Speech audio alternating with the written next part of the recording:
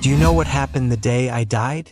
Scripture tells you something strange, something hidden. When I breathed my last breath on Mount Nebo, my eyes fixed on the land of promise that I longed for but could never enter, the Lord himself buried me. No man knows where my grave is to this very day. But that is not all. The devil himself came, demanding my body. He wanted to claim me as his own, to turn my death into his victory. But Michael, the great Archangel, stood against him. Not with his own strength, but with the authority of God, he rebuked the enemy, and I was left resting in the hands of the Almighty. Why did Satan want me? Because my life was more than a life. It was a testimony, a signpost of God's power, judgment, and mercy. And if you will listen, I will tell you my story, from the Nile to Nebo. I was born in Egypt, when Pharaoh's decree demanded that every Hebrew son be cast into the Nile. My mother hid me as long as she could, until she could hide me no more. She placed me in a basket, sealed it with tar, and laid it among the reeds of the river. Pharaoh's daughter found me, lifted me from the water, and named me Moses, drawn out. Though I grew up in the palace of kings, my heart always remembered my people groaning under the whip. One day, I saw an Egyptian beating a Hebrew slave. Anger flared within me, and I struck the man down. When Pharaoh heard of it, I fled into the wilderness. I thought my story was over. In Midian I became a shepherd, a fugitive tending sheep. But then the fire came. One ordinary day I saw a bush aflame, burning yet not consumed. And from the fire came a voice calling my name, Moses, Moses. Trembling, I drew near and God spoke. He told me I would go back, that I would stand before Pharaoh and lead his people out. I stammered. I protested. I asked, "Who am I to do this?" And he gave me the only answer that mattered. "I will be with you." And so I went. I stood before Pharaoh with nothing but a staff in my hand and the word of the Lord in my mouth. His heart was like stone. Plague after plague struck Egypt: blood, frogs, flies, darkness, death.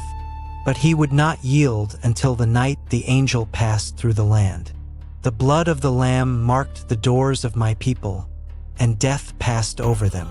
That night Pharaoh broke. His voice trembled when he commanded us, but he chased us to the Red Sea. My people cried in terror, but the Lord told me to lift my staff. I stretched out my hand, and the waters split apart, towering walls on either side, a golden path through the depths. We walked across on dry ground. Pharaoh's army followed, but when the sea closed, they were swallowed whole. That day, Israel saw the salvation of the Lord with their own eyes. We journeyed to Sinai, where thunder shook the mountain and fire descended. I climbed into the cloud and received the law of God, carved by his own finger. But when I came down, I found my people dancing around a golden calf. In anger, I shattered the tablets. My heart burned with sorrow, but God in mercy renewed his covenant with us. From then on, whenever I came from his presence, my face shone so brightly I had to cover it with a veil. Yet the wilderness tested us. Again and again my people grumbled for water, for bread, for comfort. At Kadesh, when they refused to trust the Lord and enter the promised land, he decreed that whole generation would wander until they died. Even I stumbled. At Meribah, in anger, I struck the rock when God told me only to speak.